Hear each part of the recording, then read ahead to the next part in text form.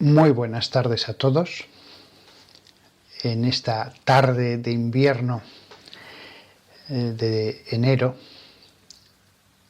no sé cuánto va a durar la luz de la ventana ante la que me he puesto porque son las 5:15, así que vamos a ver si hay luz suficiente. Pero hoy quería compartiros lo que ha sido mi reflexión desde ayer y sobre todo esta mañana. Compartiros lo que le he pedido al Señor que me iluminara, que es un asunto que ya le llevaba dando vueltas desde hacía más de una semana. El tema es el abuso de la gracia. He buscado humildemente la verdad sobre este tema. Creo que la luz se ha hecho en mí ya. ¿Por qué os quería hablar de este asunto?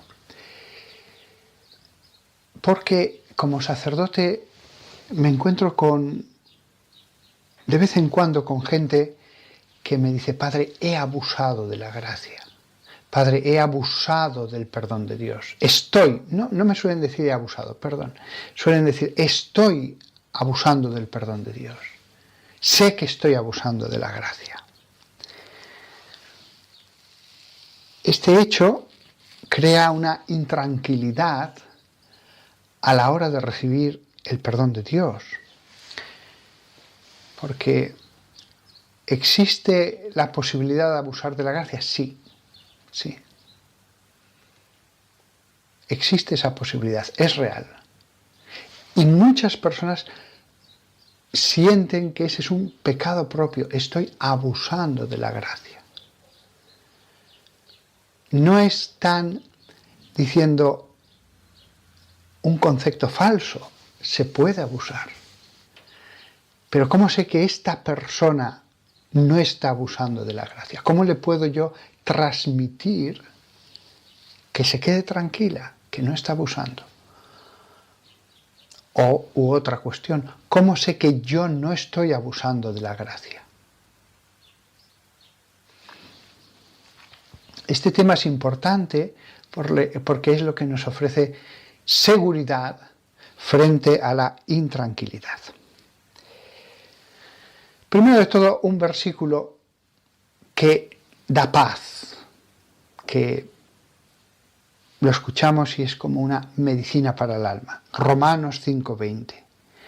Pero la ley vino de manera que las transgresiones se pudieran incrementar. Pero donde el pecado se incrementó, la gracia abundó mucho más. Donde el pecado se incrementó, la gracia abundó mucho más. Esto es lo que siempre he predicado. Tranquilo, no puedes cometer un pecado que Dios no pueda perdonar. Tranquilo, tus pecados siempre son finitos. La capacidad de perdonar de Dios es infinita. Y aún así existe la posibilidad del abuso de la gracia. Romanos 3:8.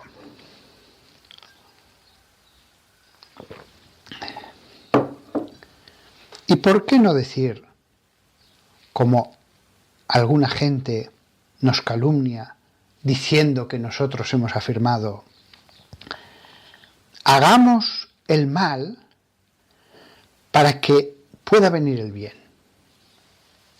Le acusaban a Pablo de eso, de que él, al hablar tanto de la gracia, al hablar tanto del perdón de Dios, fíjate, Pablo lo que dice es: hagamos el mal para que el bien pueda venir, el perdón, la misericordia de Dios.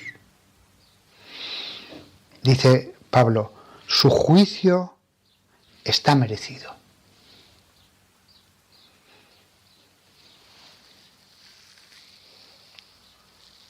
Él nunca dijo eso. No, hagamos el mal para que así después se manifieste la misericordia de Dios. No, nunca afirmó eso de esa manera, ni con esas palabras, ni ese era el pensamiento de Pablo. Vamos a un versículo más profundo para el tema que estamos tratando. No es que los otros no fueran profundos, pero este sí que va más profundamente a la cuestión que aquí meditamos. Epístola de Judas, Judas Tadeo, el primo del Señor, era primo de Jesús. Judas 1, versículo 4. Porque algunos intrusos han robado entre vosotros, han robado almas, han robado creyentes. Gente que desde hacía tiempo fueron designadas para esta condenación como impíos. Lo que va a decir de nuevo tiene que ver con la condenación. Recordad que el versículo anterior también. ¿A quiénes se está refiriendo? Dice Pablo, aquellos que pervierten la gracia de nuestro Señor en libertinaje y niegan a nuestro único Maestro y Señor Jesucristo. La palabra griega que he traducido por libertinaje es todo desorden moral, sea gula, sea lujuria, tiene ese sentido. No necesariamente solo lo sexual, pero en general el libertinaje en ese campo. Gente que pervierte la gracia de Dios en libertinaje. En algunas Biblias lo traducen como sensualidad, pero tiene el sentido de desorden en todas esas materias, sea el beber, el comer, que pervierten la gracia de Dios, es decir, la gracia que perdona, en lujuria, en gula. A estos dice que están desde hace tiempo destinados para esta condenación como impíos. La perversión de la gracia. Pervierten la gracia de nuestro Señor en sensualidad. Sí, el perdón existe, pero ellos pervierten la gracia que otorga ese perdón. Sí, ha dicho que la gracia sobreabundó. El problema es que algunos pervierten la gracia.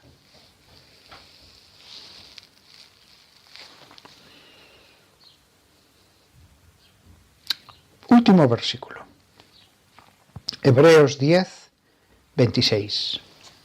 La carta que nuestro querido teólogo, el apóstol Pablo, escribió para sus hermanos de raza.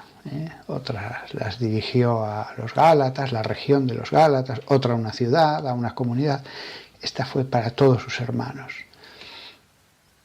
Dice, porque si voluntariamente persistimos en el pecado, después de haber recibido el conocimiento de la verdad, entonces no permanece más,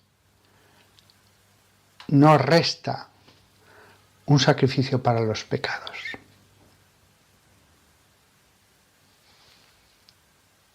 Persistir voluntariamente en el pecado.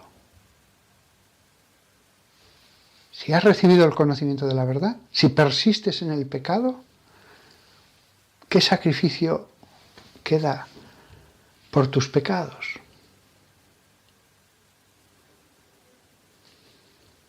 Hay sacrificios para sacarte del mal, del hoyo, pero si tú persistes en el mal, ¿qué más podemos hacer? ¿Qué más puede hacer Cristo después de haber muerto en la cruz? Si tú, después de haber renacido del agua y del Espíritu,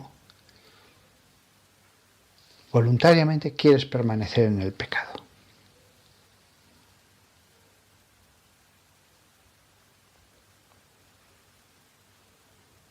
Si os fijáis, el asunto del abuso de la gracia, teológicamente es muy profundo. Sí, donde hubo pecado sobreabundó la gracia. No te preocupes por eso. Sobreabundó. Pero al mismo tiempo se nos dice que algunos dicen, bueno, pues hagamos el mal para que venga el bien. Hagamos el mal para que venga la misericordia. Y habla de condenación. Otros pervierten la gracia. También acerca de ellos habla de condenación. Y otros persisten en el pecado. Y también habla de qué más entonces podemos hacer para salvarlos. No es el asunto el que falte perdón en Dios. Es un asunto de persistencia en el pecado, de perversión de la gracia, de no entender lo que es el perdón en el primer versículo que he propuesto, para que vengan cosas buenas. Para que digo cosas buenas, porque en realidad la versión literal en griego no dice para que venga el bien, hagamos el mal para que venga el bien, sino para que vengan cosas buenas. En plural lo dice en el original. Como veis, aquí hay una cuestión muy interesante de la gracia frente al abuso. Interesantísima cuestión. Todos sabemos que existe, pero ¿cómo a alguien que cree estar abusando le puedo definir una línea para decir, no, tranquilo, tú no estás abusando, quédate tranquilo? Cuando es verdad, se puede abusar. Cuando es verdad que él ha confesado un pecado y otra vez y sigue cayendo. Pero el confesor dice, bueno, pero tranquilo, yo te escucho, te digo que te quedes tranquilo. Y no se queda tranquilo. Quizás esto es más nuestra labor, porque el que de verdad abusa de la gracia, en el fondo él sabía perfectamente que abusaba de la gracia hasta que perdió la noción del bien y del mal. Nuestra misión es más tranquilizar. El que abusó del perdón de Dios, él ya lo sabe que lo hizo. Y después perdió totalmente la misma visión de lo que estaba mal, con lo cual a él no hay que tranquilizarle, pero tampoco ya busca nada.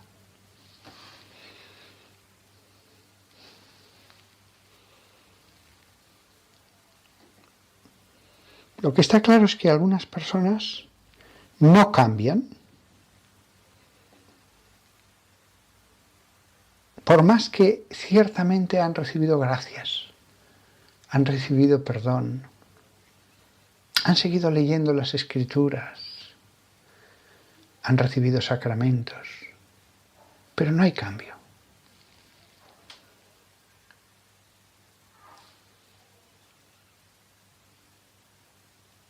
Hay relaciones entre el alma y Dios que son abusivas. Hay relaciones que no están bien. Siempre hablamos de cometer pecado, pero también existe esa posibilidad que la misma relación con Dios no esté bien. Si la relación respecto al perdón de Dios no está bien, toda la relación con Dios acabará viéndose afectada. Algunos dicen, y tienen razón en un sentido, no os preocupéis, nunca vais a abusar de la gracia. Y esto lo he leído. No os preocupéis, nunca vais a abusar de la gracia, nunca vais a ir demasiado lejos. En un sentido tienen razón, ya lo he dicho al principio. Sin embargo, yo diría que la mayoría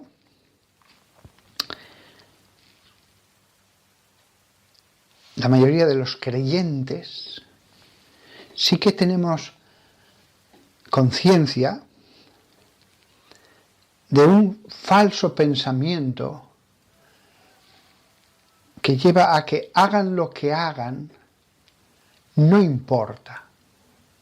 Todo va a quedar resuelto y arreglado. No importa. Como la idea de que cualquier cosa que hagan no tiene consecuencias. Eso es un error. La creencia de que sus acciones están más allá de todo juicio gracias al sacrificio expiatorio de Jesús. Esto es un error.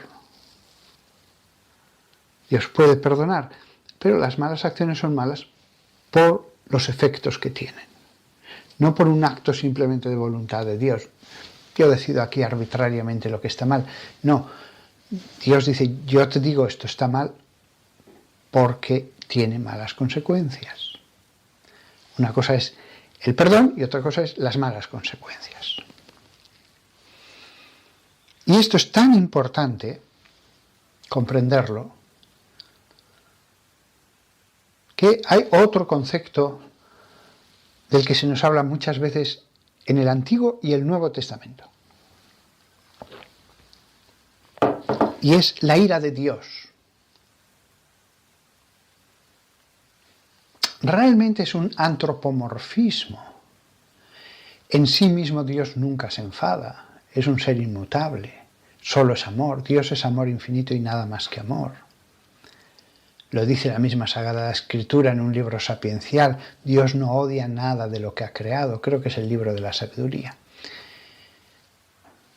Es un antropomorfismo la ira de Dios, como los celos de Dios o tantas otras cosas. Pero lo que subyace, para que lo entendamos bien entendido, es que llega un momento en que no basta, yo te perdono, ya está, sino que la respuesta de Dios es su ira para que comprendas que no puedes seguir por ese camino. Pero Él sigue amando y Él sigue perdonando. La ira es un antropomorfismo, pero es real. Babilonia invadió a Judea y Asiria invadió el reino de Israel. Y este rey murió como castigo de Dios, este rey de Judá. Y la ira de Dios es un recurso para dar a entender al alma o a un pueblo o a una familia o a una ciudad, en el Apocalipsis al mundo entero, que no puede seguir ese camino, que ya no basta con, perdóname, pues te perdono, ya no basta. Porque ya no lo dices sinceramente.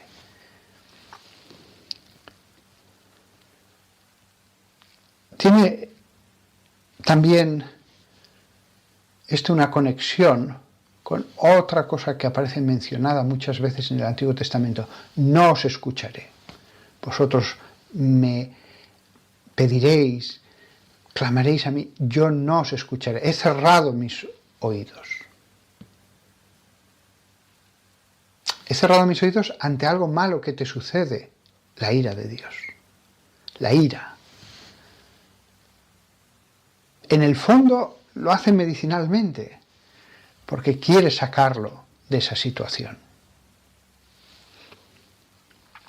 Jeremías, antes de la conquista de Jerusalén, deja bien claro que la ciudad va a ser conquistada. Hagan lo que hagan. Llega ya un momento en que Dios ya no dice, haced penitencia y evitaréis que sea conquistada la ciudad.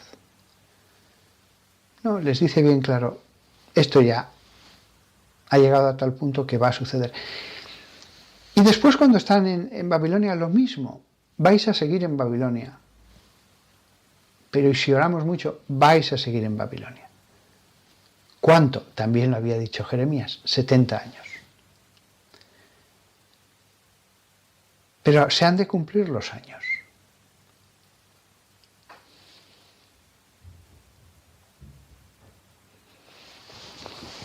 En sí mismo,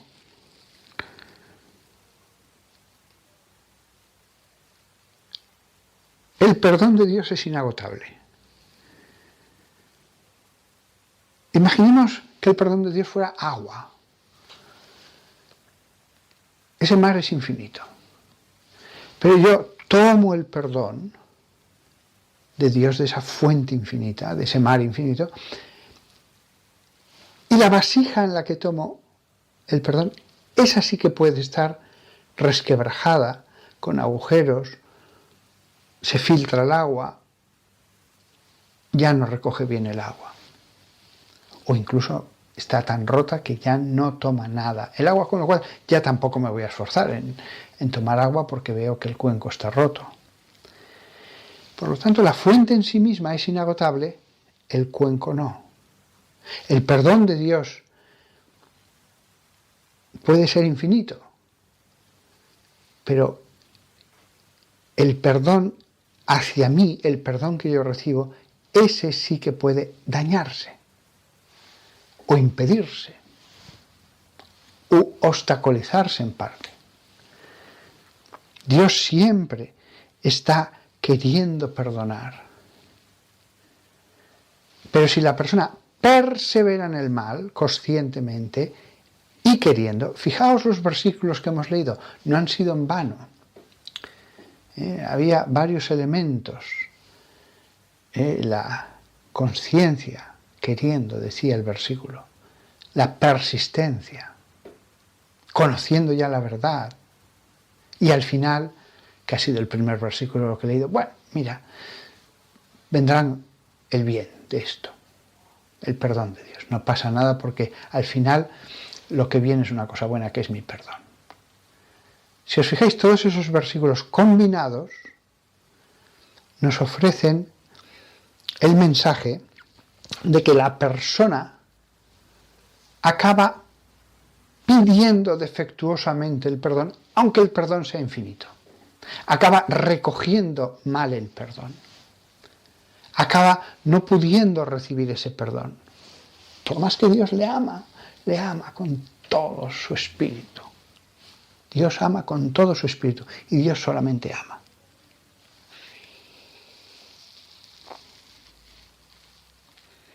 Además hay una gradación.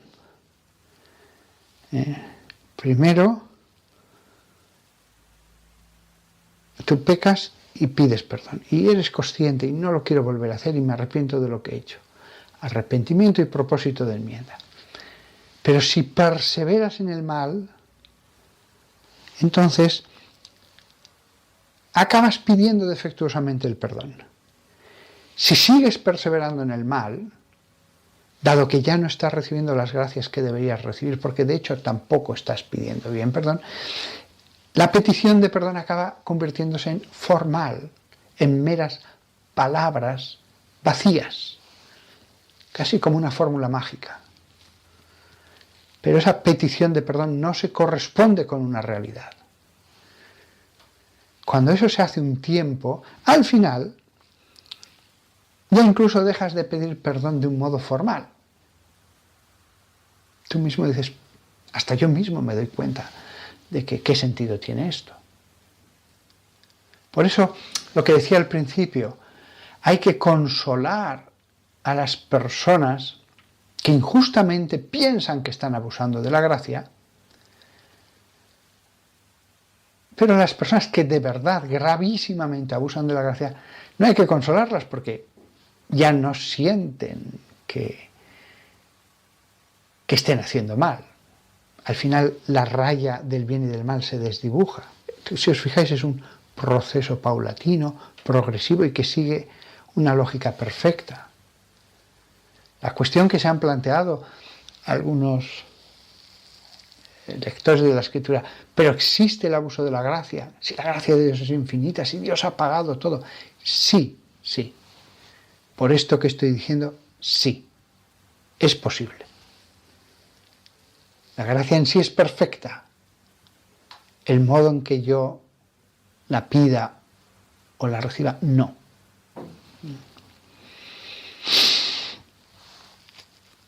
Mientras la persona lucha de verdad, la petición será de verdad. Por más que se repita esa lucha. Solamente si ya no lucha de verdad, la perseverancia en el pecado sí que va a ir penetrando el alma de ese cristiano. ¿Cuándo se lucha de verdad? Todos conocemos a personas, sobre todo los confesores, que pueden pasarse toda la vida luchando con todo su corazón contra algo. Y luchan de verdad, y se arrepienten de verdad, y reciben el perdón auténticamente. ¿Cuándo se lucha de verdad? Nadie puede juzgar. El confesor sí que puede juzgar más cuando la persona te abre su alma y decirle, hijo mío, tranquilo, tranquilo, Dios te ama. Quizás no hayas vencido esto en 40 años, pero estás luchando de verdad. Hay una lucha verdadera, hay una dejación de la lucha. La perseverancia en el pecado lleva a aceptar voluntariamente esa persistencia en el mal. Es una cuestión casi de cantidad. Una persona puede luchar toda la vida, pero si dice, bueno, pues dupliquemos la medida, tripliquemos, llega un momento en que ya deja de luchar.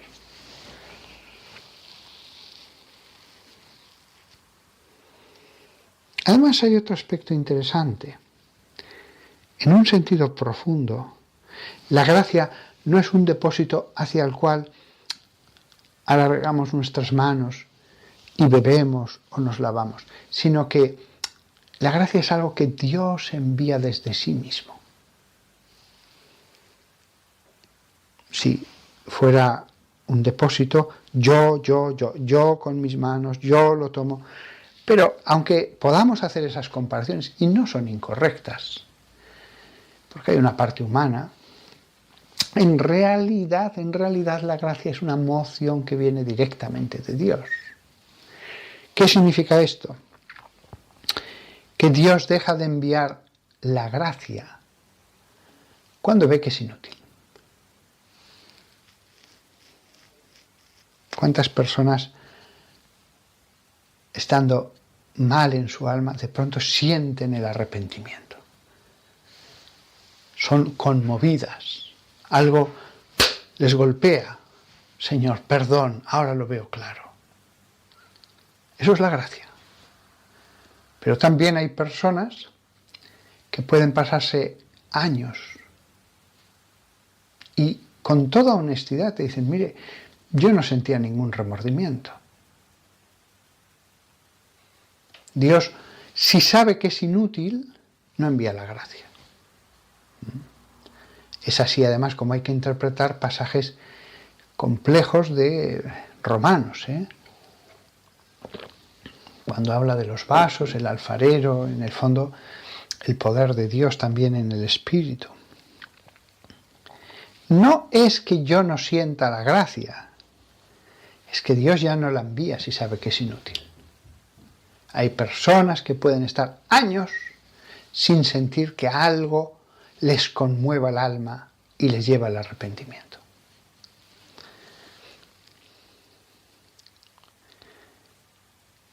después de todo lo que he dicho, ya podemos llegar a varias conclusiones.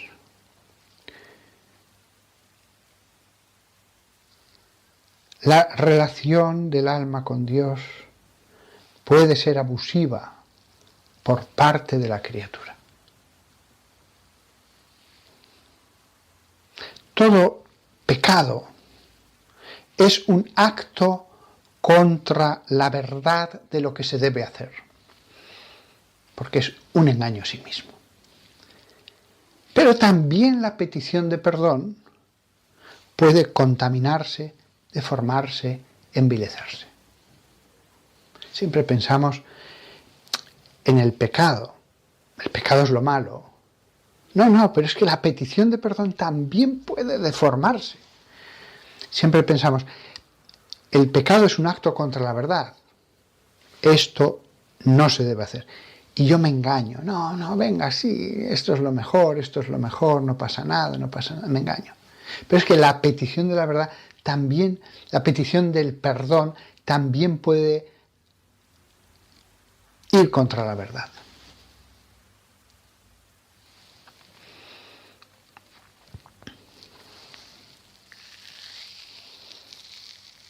La verdad de lo que es pedir perdón.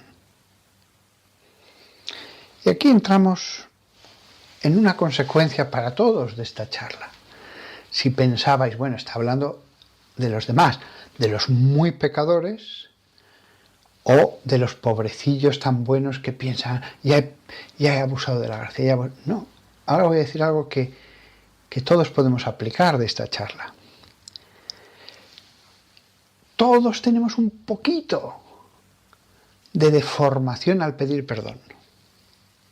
Ojalá que todos pidiéramos perdón de un modo puro, perfecto. Pero tantas veces no es así. Nuestra petición de perdón es imperfecta.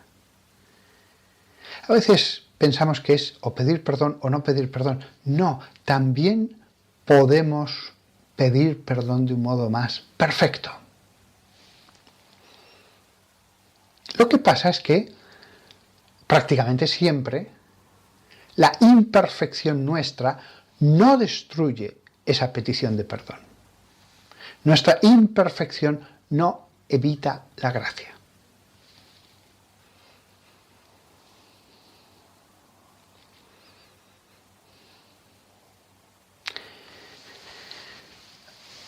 A veces la petición de perdón puede ser totalmente insuficiente y hasta inválida, pero es de pequeñas cosas. Padre, sí, he hablado mal de las personas, pero empieza a decir alguien más cosas y te das cuenta de que va a seguir haciéndolo. Ya, pero es que en el fondo se lo merecía. Ya, es que en el fondo ella también me ha hecho muchas cosas malas. Ya, pero todo el mundo lo hace. La persona que se acusa de gula, pero ya te está diciendo que va a seguir haciéndolo. Es como la persona que fuma y ve que daña su salud, dice, pero no lo voy a dejar. Entonces, ¿de qué te estás arrepintiendo? ¿Te has dolido? ¿Has dicho, ay, sí, sigo fumando? ¿Pero lo vas a dejar y tal? No, ya estoy muy acostumbrado. O sea, esa persona que piensa así va a ser perdonada de pecados incluso veniales. No. Pero no afecta a toda su vida espiritual, no afecta a toda su relación con Dios. El problema es cuando estas cosas afectan a aspectos morales que sí que suponen ya un bloqueo de la gracia, un cambio radical de nuestra relación con Dios.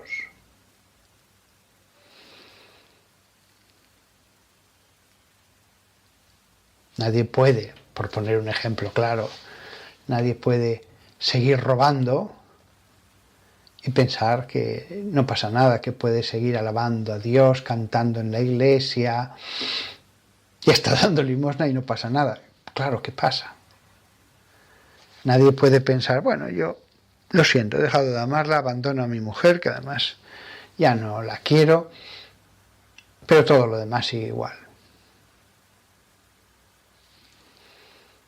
Nadie puede ser un gobernante de una nación, meter injustamente a alguien en la cárcel o torturarle y pensar, pero yo sigo yendo a misa y comulgo y tal. No, no. Por esta razón, las palabras de Jesús, los pecados que perdonareis les serán perdonados y los pecados que retuviereis les serán retenidos. No dice, nunca retengáis. Eso yo no lo quiero. No, dice, si lo uno será así y si lo otro también será así. Si aquello hubiera sido malo, hubiera dicho, esto segundo es malo. Pero no, da la doble orden. No deis visos de que algo es lo que no es. El acto de perdonar un apóstol en nombre de Dios tiene que adecuarse a la voluntad de Dios. No puede hacerse contra la voluntad de Dios. Porque además si lo haces, la persona puede implorártelo, quererlo, insistirte, pero en lo más profundo de su alma sabe que no está haciendo bien. Y sabe que el valor de ese perdón, de ese sacerdote en la confesión, es como en el mundo musulmán se exige que si alguien ha asesinado a otro, el hijo o la esposa le perdone, para así estar en paz. Si tú le presionas al hijo o a la esposa para obligarles a que te perdonen, sabes que eso no vale.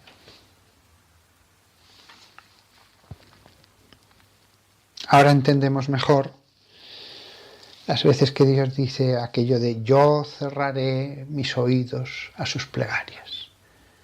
Ahora entendemos la ira de Dios, es el modo de sacudir a la persona para decir despierta, despierta. Jeremías 14:11. Hay que imaginarse al profeta con su gran barba, su túnica, un hombre que tenía la rectitud, la santidad incluso, quizás, escrita en su cara, porque Dios escoge bien a sus ministros, a sus siervos, a los que van a ser la boca de sus oráculos. Podría escoger a quien quisiera, pero lo lógico es escoger a un digno mensajero. Imaginaos a Jeremías con su tono de voz majestuoso, con su mirada, y que les dijo. Entonces el Señor me dijo, no ruegues por el bienestar de este pueblo. Aunque puedan ayunar, yo no escucharé su llanto. Aunque puedan ofrecer ofrendas quemadas y ofrendas de grano, no las aceptaré. Por el contrario, acabaré con ellos por la espada, el hambre y la plaga. Si la petición de Dios de perdón bastara, si la petición del alma a Dios bastara, ¿para qué Dios va a querer hacer sufrir? Jesús dijo, pon la otra mejilla. Jesús explicó la parábola en que se paga lo mismo a los viñadores de la última hora que a los del primero. Perdonó al buen ladrón en el último momento. Si da lo mismo, Dios no quiere hacer sufrir a nadie. La ira de Dios hay que entenderla como un agarrar de la pechera al alma o a un pueblo y decirle, despierta, despierta. Así hay que entender, no te escucharé. Te digo que no te escucharé para que entiendas mi enfado. Pero yo estoy deseando escucharte. Pero ahora no te voy a escuchar. Porque cuando te digo no te escucharé es que me estás pidiendo ayuda porque estás sufriendo mucho, lo estás pasando muy mal. Pero no voy a escucharte. Ahora también entendemos desde estas palabras el Apocalipsis 6:8. Entonces miré y vi un caballo pálido, verde.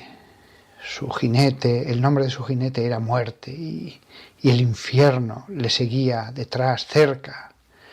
Se les dio autoridad sobre una cuarta parte de la tierra para matar por la espada, por el hambre, por la peste y por las bestias de la tierra.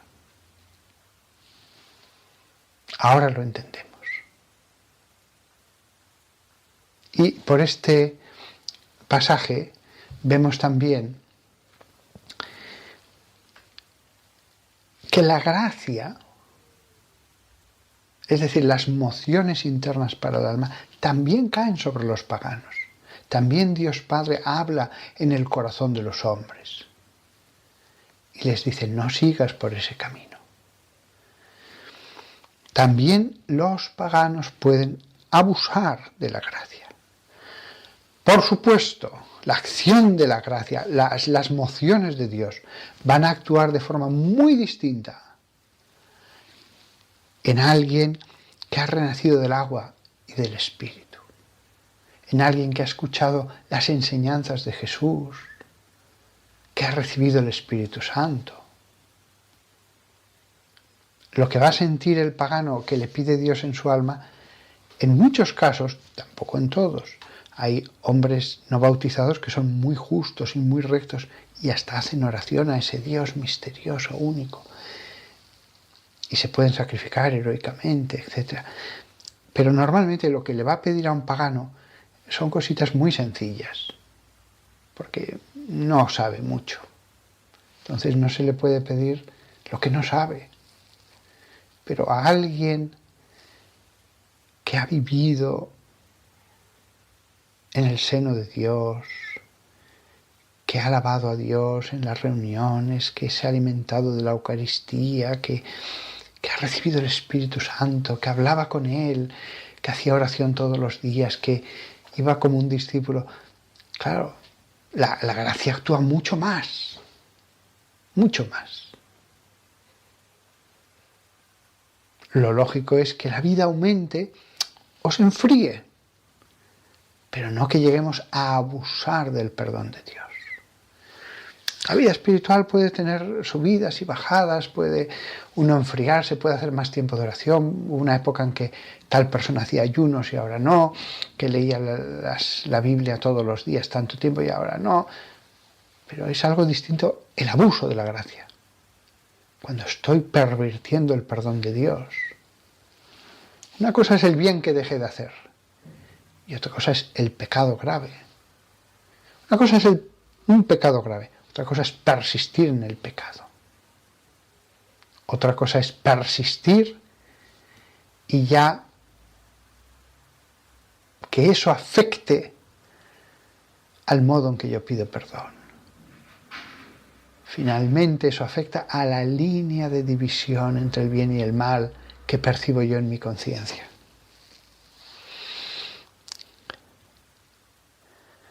Por lo tanto, los jóvenes u hombres casados que van a dejar a su mujer, a su familia, no puede decir, bueno, es que todos lo hacen, es que esto es normal. Bueno, tú eres un discípulo de Cristo.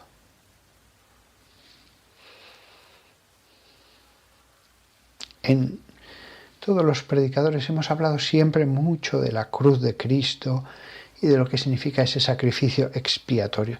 Pero esta charla también era necesaria.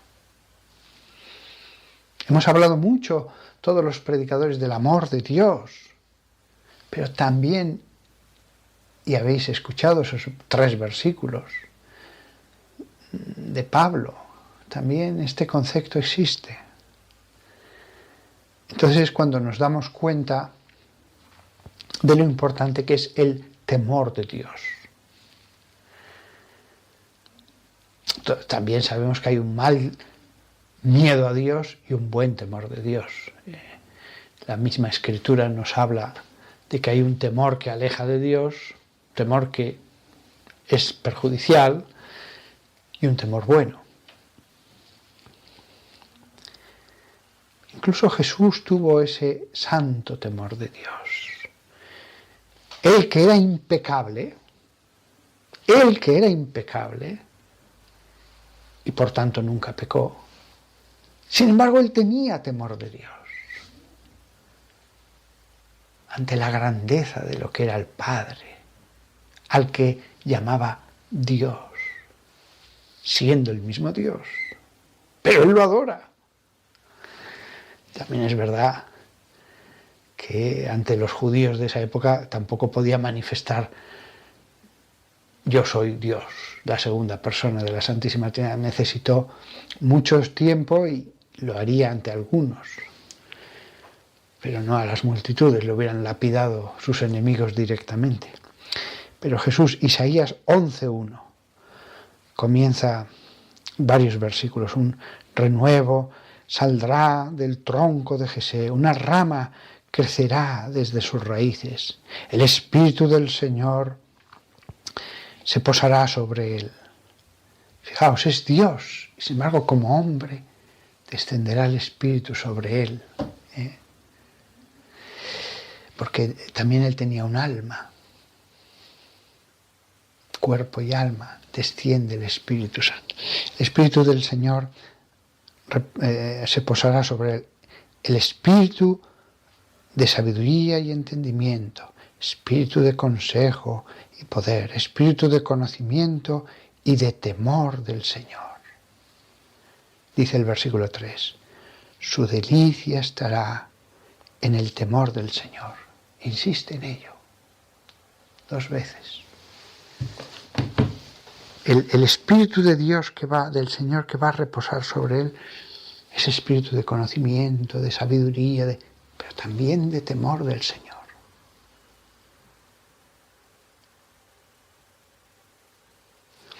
Os he ofrecido esta charla porque yo en mis charlas os ofrezco muchas veces lo que medito y llevo a mi oración.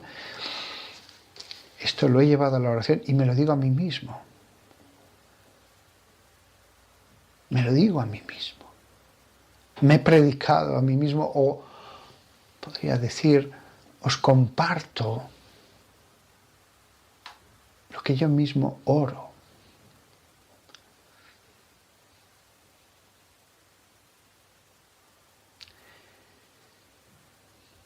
Le pedimos al Señor, por favor,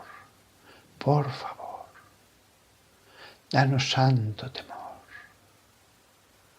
Danos santo temor. No somos dignos. Pero debemos evitar, sí, Señor, no somos dignos, santo temor. Pero después no podemos persistir en el pecado sin luchar. Porque no podemos, quizás pueda ser un poco genérico. ¿Cómo sé que no estoy quedándome de brazos cruzados? Porque lucho. Lucho orando para no caer, evitando las ocasiones, poniendo sacrificios, pidiéndoselo a Dios, haciendo sacrificios que me lleven. En mi parte humana hay una parte divina de la gracia, que esa depende de Dios,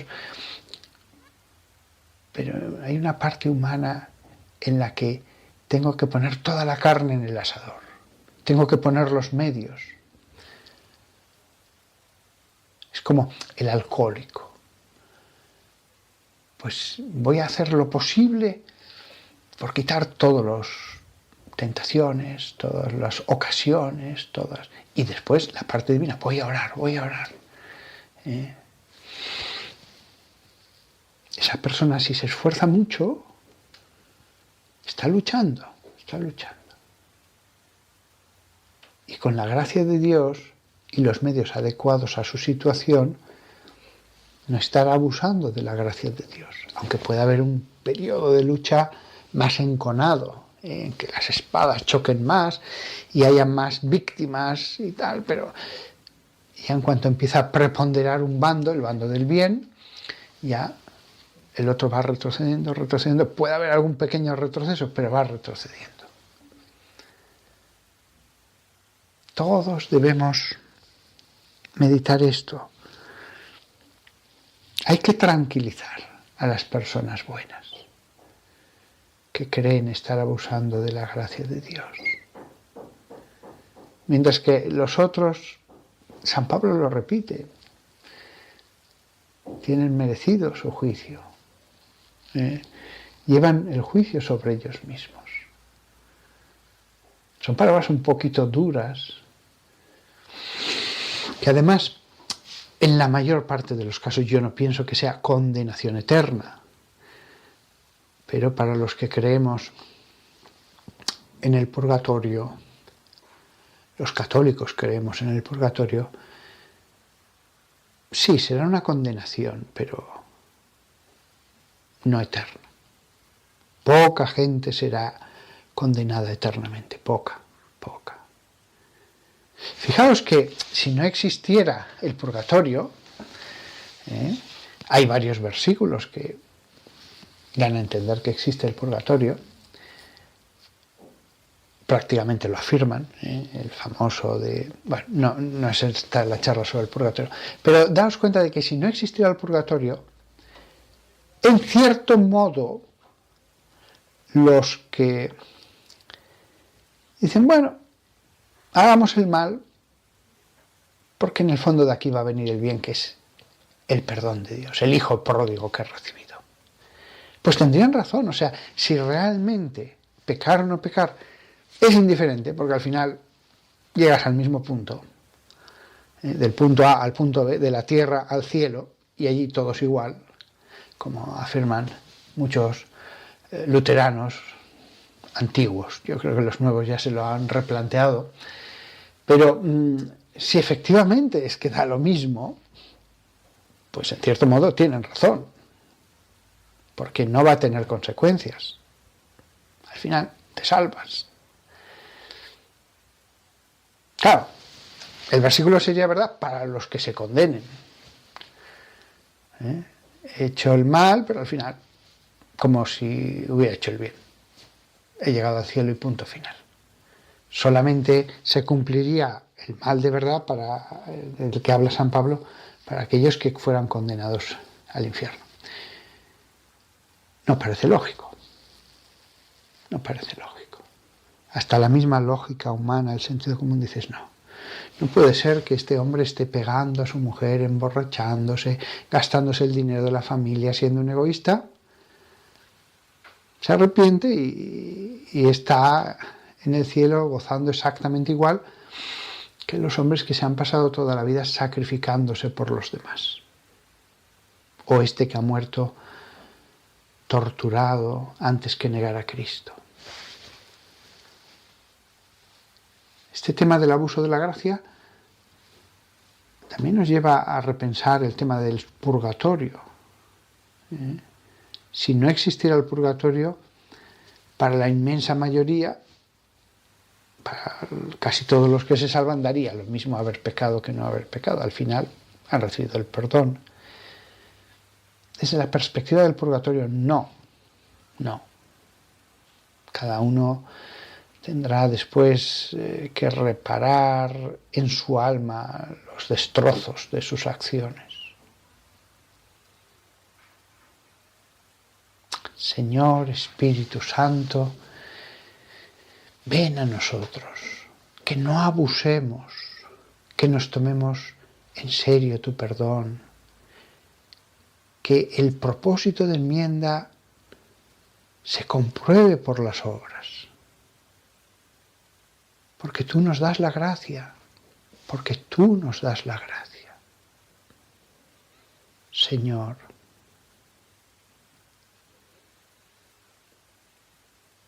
que no entendamos la generosidad de Dios, de su misericordia,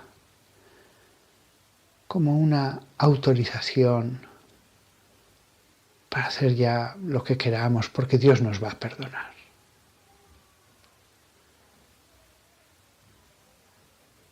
Cierto que nunca mereceremos el perdón de Dios. Es un regalo. Pero nuestra actitud se ve por las obras. Ahora me acuerdo del versículo que dice, si me amáis, cumpliréis mis mandamientos. Y el que escucha la palabra y la olvida, no, hay que ser árboles que produzcan fruto. Por más que creas en Jesús, si lo que produce son frutos malos, pues eres un árbol malo. Una cosa es que algunos frutos se estropeen, que vengan los insectos y los piquen, incluso que haya frutos carcomidos. Pero ya otra cosa es que el mismo árbol dé frutos malos. Cuando eso sucede, la misma maduración del árbol lleva a la pérdida de la fe.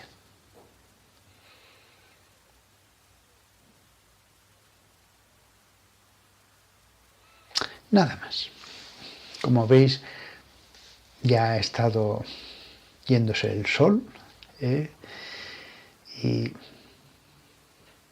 aquí, por puro regalo de Dios, don de Dios, esperamos algún día ver el sol, no material, sino ese sol infinito, de luz infinita, que es la Santísima Trinidad. Aunque será un regalo verte, Señor, que aquí en la tierra nos esforcemos por producir fruto, porque tú cavas alrededor de la higuera, la abonas, la riegas, que lo que está de nuestra parte, Señor, trabajemos, nos esforcemos, porque es lo que tú quieres. Amén.